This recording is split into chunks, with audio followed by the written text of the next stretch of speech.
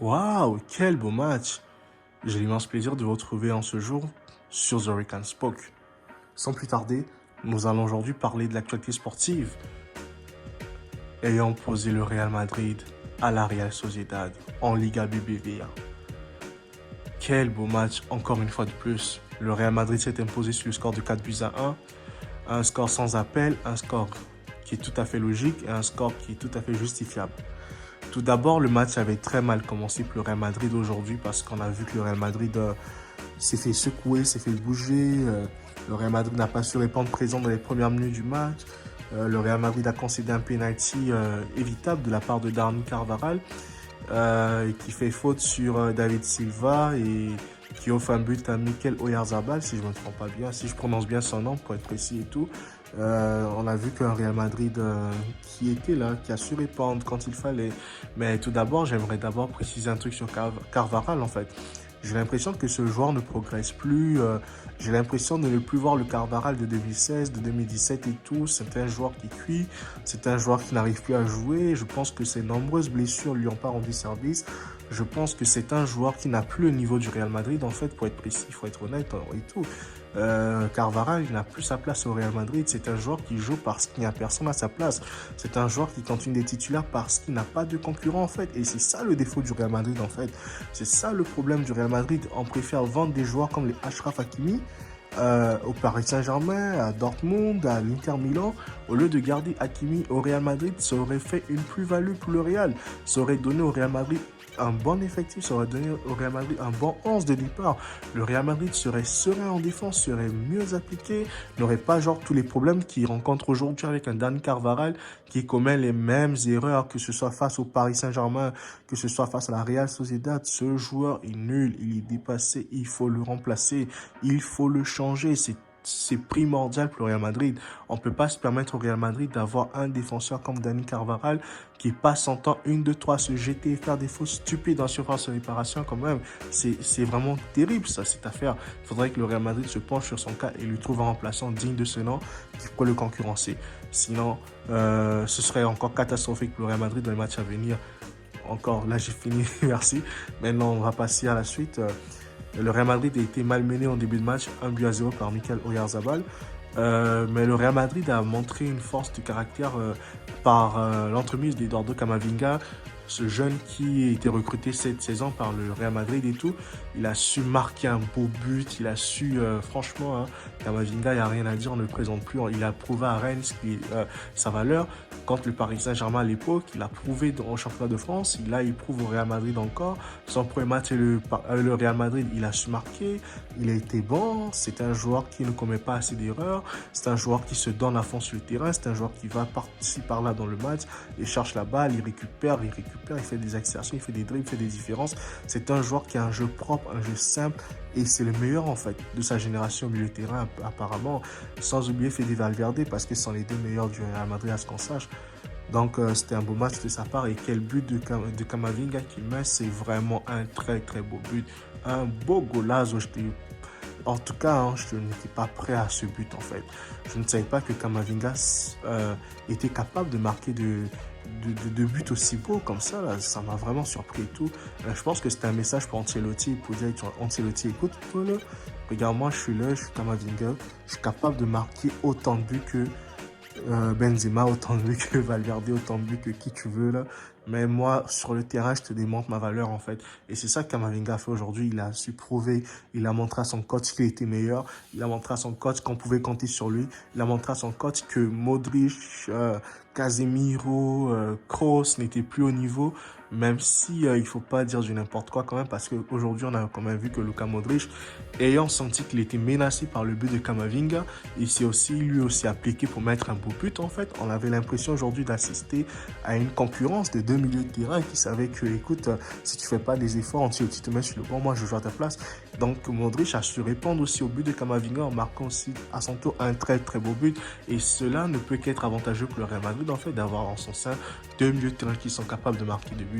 Et qu'est-ce qu'on demande de plus en fait si on que demande le peuple d'autre que si ce ne sont que des beaux buts en fait. Donc on a vu de très beaux buts en fait en ce jour et on peut qu'être heureux pour ça.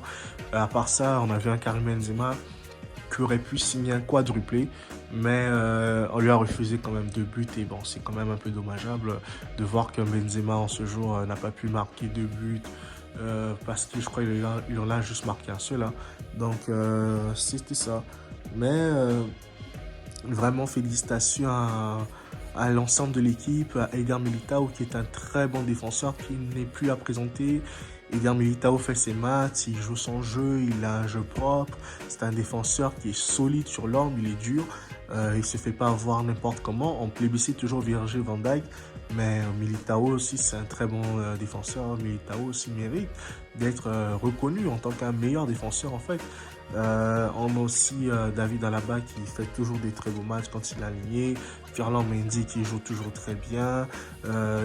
Thibaut Courtois, ça c'est vraiment le remplaçant de Soniker parce que Iker Casillas, qui était le meilleur gardien du Real Madrid, je crois qu'il a eu son successeur au Real Madrid dans la personne de Thibaut Courtois. Mais quel gardien ce type! Quel gardien! Déjà quand il était à l'Atlético Madrid, il était déjà bon. C'était vraiment un top, top, top. J'ai l'impression que l'Atlético a toujours le temps de dénicher des meilleurs gardiens. Car on a vu Thibaut Courtois, on a vu Yann Oblak. Aujourd'hui, Oblak est toujours présent. Mais Courtois, quel gardien, franchement. Quand on est une grande équipe, on se doit d'avoir un grand gardien dans ses buts. On a personne de Thibaut Courtois qui est infranchissable. Quand il prend le but, là, c'est-à-dire que vraiment, vraiment, il ne pouvait plus rien. C'est pour ça qu'il a encaissé le but. Mais Courtois, c'est un gardien de top, top, top, quoi. Pour moi, aujourd'hui, dans le classement mondial, Courtois, il fait partie des meilleurs, si ce n'est le meilleur à l'heure actuelle, en fait. Donc, c'est ça. Et on a aussi vu un Vinicius Junior qui a su retrouver ses jambes d'avant, qui a su retrouver ses pieds de la première partie de saison, qui a su répondre, qui a su dynamiter le jeu, qui a su jouer avec Benzema, qui a beaucoup créé dans le match et tout. On a vu un Rodrigo qui a aussi été au niveau, qui a été au top aujourd'hui. Rodrigo aujourd'hui a fait un très beau match. Il a apporté ce qu'il pouvait apporter dans ce Real Madrid. Il a fait son jeu, il a proposé ce qu'il avait proposé en ce jour. Et c'est bien, on ne peut qu'être fier de voir une équipe du Real Madrid qui joue, qui construit. Même si j'avoue que quand même que quand je vois la composition de l'équipe du Real Madrid dans ce jour, je me pose quand même des questions parce que je me dis, quand on voit un Rodrigo sur le terrain, on voit un Rodrigo qui est là, qui démarre un match, on se demande mais qu'est-ce qui se passe avec Eden Hazard? J'espère qu'Ancelotti donnera à Hazard encore un peu de temps de jeu parce qu'on a tendance à oublier qu'Eden Hazard joue au Real Madrid alors qu'il est présent au Real Madrid, il n'est pas blessé. Je pense qu'Hazard peut quand même jouer des petits matchs de la sorte, quoi, des matchs qui ne sont pas vraiment contents. Au moins, il peut au moins débuter ses matchs, pourquoi pas rentrer en cours de jeu et tout. Ce serait quand même bien pour son moral et son état d'esprit, quoi, parce que quand on va affronter le Paris Saint-Germain dans quelques jours, il faut être préparé, il faut être prêt, il faut être en forme en fait. Donc, ceci étant, on a vu que c'était un beau match, un match plaisant, un match dans l'ensemble qui était beau, qui était bien fait malgré les dernières prestations des dernières semaines, parce que le Real Madrid ces dernières semaines faisait des matchs bizarres, jouait bizarrement, n'était plus capable de marquer des buts. Pour la première fois, je crois, depuis combien de matchs, là, ils ont pu marquer au moins 4 buts, même s'ils en encaissent un. Mais c'est important déjà de mettre les balles au fond du filet. Donc c'était ça en fait en ce jour. Et on a aussi vu un but comment dirais-je là, le joueur Asensio qui est rentré en cours de jeu et qui a marqué un but. Voilà, dans ce genre de conditions, j'aime voir Asensio jouer. J'aime voir quand Asensio, il n'a pas débuté un match là, qui rentre en cours de jeu et qui finisse le match. Moi, j'aime voir Asensio dans ce genre de cas. Mais quand Asensio est titulaire dans un match, là, c'est catastrophique en fait, parce qu'il ne va rien faire. Il ne va rien produire. Il court, on dirait qu'il est tordu comme Matuidi. Désolé Matuidi, mais c'est une vérité. Il se courbe, on dit quand il court, on dit qu'il est courbé, on dirait qu'il n'arrive pas à mettre un pied devant l'autre et tout, il n'arrive pas à courir correctement, il n'arrive pas à diriger son ballon et vraiment c'est catastrophique d'Asensio quand même. Un joueur qui nous habitue à des beaux buts à l'époque en 2016, contre Séville, Super Coupe d'Europe, il marquait des beaux buts face à Séville et tout, mais aujourd'hui c'est rendu un joueur lambda et tout, et franchement on est déçu d'Asensio. Donc ceci étant, le Real Madrid a fait une très belle rencontre. a su maîtriser son match quand il fallait, a su répondre présent. Tout ça parce que si la Real Sociedad n'a pas voulu jouer, elle était admiratrice aujourd'hui. C'est quoi ces équipes-là qui viennent aujourd'hui jouer, mais qui n'attaquent pas, qui sont juste là en train de défendre? Mais dis donc, le football, ça se joue à 11. Quand on a 11 joueurs, il faut produire du jeu, la Real Sociedad. Vous ne pouvez pas juste venir à Madrid pour encaisser, subir quand même, avec des joueurs comme Alexander Isak quand même, David Silva, mais c'est quoi cette équipe-là? Donc franchement, encore bravo au Real Madrid. On a vu le capitaine Marcelo quand il est rentré, le capitaine Marcelo s'est mis directement dans le bain de l'action. Marcelo aujourd'hui, pour moi, il a fait un beau match, mais c'est quand même triste de voir comment l'histoire se finit pour Marcelo au Real Madrid, parce que c'est quand même un joueur qu'il a depuis des lustres et tout, mais quand on n'est plus en forme, on prend le banc de touche. Et si on n'a pas hésité à mettre Marcelo sur le banc de touche, il ne faudrait pas qu'on hésite à mettre Carvajal sur le banc de touche, parce que Carvajal aujourd'hui, c'est le maillon faible du Real Madrid et c'est pas normal. Le Real Madrid a toujours eu des maillons faibles à ce poste. Alvaro Arbeloa, maillon faible du Real Madrid au même poste, et c'est pas normal quand on est au Real Madrid. Donc ceci étant, félicitations encore au Real Madrid et victoire à Carlo Ancelotti. Et encore une fois, Ancelotti, si tu écoutes ce message, dorénavant fait jouer les jeunes, donne aux jeunes leur chance, permet aux jeunes de s'exprimer, permet aux jeunes d'être présents dans les matchs, permet aux jeunes d'avoir cette capacité de pouvoir se surpasser dans les matchs, permet aux jeunes de faire les efforts que les aînés n'arrivent plus à faire, parce que les Modric, les Kroos, les Casemiro, ils sont rendus tellement vieux qu'aujourd'hui ils ne sont plus capables de faire ce que Camavinga fait dans un match sans se fatiguer, ou ce que Valverde serait capable de faire, ou ce qu'encore Peter pourrait faire dans un match. Donne la chance aux jeunes, permet aux jeunes de s'illustrer, permet aux jeunes de se montrer, de montrer leur talent dans les matchs.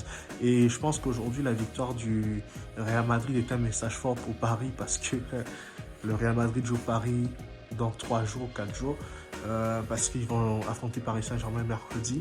Et j'y ai duel parce que ce sera un très très beau match, parce que ça promet d'être un match tendu, un match électrique en fait, entre le Paris Saint-Germain et le Real Madrid, parce qu'aujourd'hui le Real Madrid s'est imposé 4-1, mais le Paris Saint-Germain de son côté a perdu. Donc c'est une bataille qui s'annonce quand même rude, même si la réalité de la Ligue 1 n'est pas la réalité de la Ligue des Champions quand même.